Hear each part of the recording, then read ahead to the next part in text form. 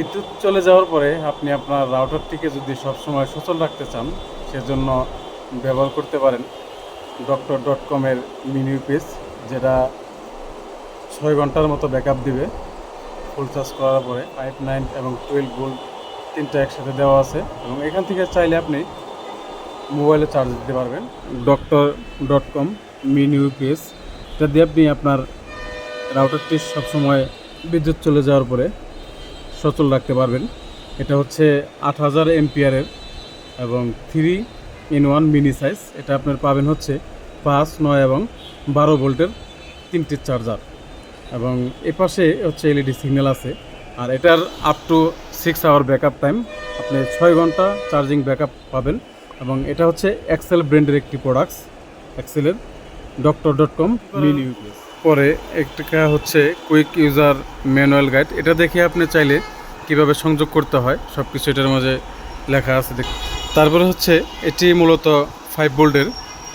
এটা দিয়ে যে সমস্ত রাউটারে 5 ভোল্ট আছে সেটা কানেকশন করবেন, এবং এই পাশে হচ্ছে 9 ভোল্ট এবং 12 ভোল্টের জন্য দুইটি কানেকশন কেবল দেওয়া আছে। এই হচ্ছে ডক্টর.কম মিনি রাউটার ইউপিএস, যেটা কিনা 6 ঘন্টা ব্যাকআপ চার্জিং, ব্ল্যাক কালারের। এটা মূলত এখানে একটি পাওয়ার অপশন দেওয়া আছে, এটিকে আগে অন করতে হবে। চাপ দিয়ে অন করার পরে এখানে একটা সিগন্যাল দিবে, এবং এটা হচ্ছে 12 ভোল্টিং চার্জিং, এবং এটা হচ্ছে ইউএসবি। এখান থেকে চাইলে আপনি মোবাইলেও চার্জ দিতে পারবেন। যে সমস্ত রাউটার 9 ভোল্ট সেটা এখানে সংযোগ করবেন। আর এটা হচ্ছে চার্জিং পিন, এখানে চার্জিং পিন চার্জ দিতে হবে 12 ভোল্ট অ্যাডাপ্টার দ্বারা। এটা হচ্ছে চার্জ হবে মূলত, এবং এখান থেকে 9 ভোল্ট বেরোবে, আর এটি হচ্ছে 12 ভোল্ট বেরোবে। তো সেক্ষেত্রে অনেকে ভাবতে পারেন 5 ভোল্টটা কীভাবে করবেন, সেটাও আমি দেখে দিচ্ছি। তো এই 12 থেকে কেবলটি দিয়ে এখানে আউটপুট হচ্ছে 5 ভোল্ট বের হবে। তো এটাও 9 দেওয়া যাবে না, মূলত 9 দিলে স্পিডটা কম পাবেন, চার্জিংটা ব্যাকআপটা কম দিবে। আপনি 12 থেকে সরাসরি এখানে একটি কনভার্টার হিসেবে দেওয়া আছে, অনেক দিন, প্রায় 3 মাসের কাছাকাছি, এবং দেখতে অনেক মডেলটা সুন্দর, এবং ব্র্যান্ডটা হচ্ছে ডক্টর.কম নতুন মিনি ইউপিএস।